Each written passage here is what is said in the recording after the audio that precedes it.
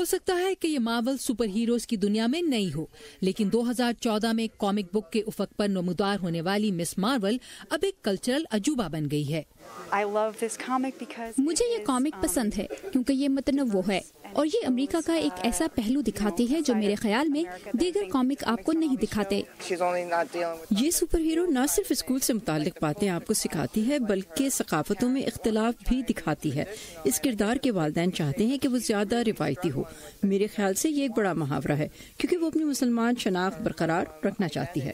بالکل درست۔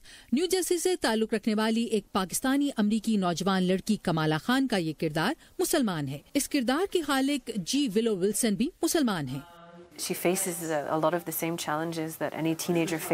اسے بہت سے مسائل کا سامنا ہے جو کسی بھی نوجوان کو خاندان، اسکول اور ساتھیوں کی وجہ سے پیش آتے ہیں۔ حقیقی مقصد یہ تھا کہ کتاب کو حقیقت پر مبنی دکھایا جائے اور کسی بھی پس منظر سے تعلق رکھنے والے اس سے خود کو جوڑ سکیں۔ کامک سٹور کے مالک اور کٹر یہودی مناخم لیوکنز نے اپنے سٹور میں مس مارول کے مداحوں کا خیر مقدم کیا جو اس کتاب کی مصنفہ سے ملنے آئے تھے۔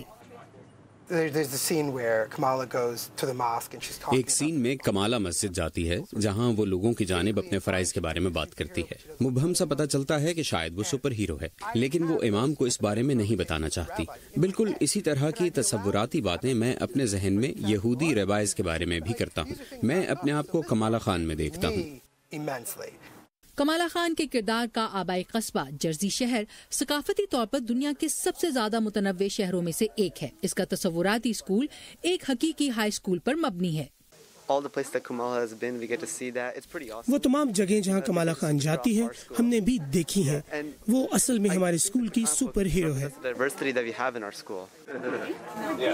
مس مارول کے پہلے گرافک ناول نے 2015 میں ہیوگو ایوارڈ جیتا جو تصوراتی اور سائنس فکشن لٹریچر کا ایک بڑا ایوارڈ ہے۔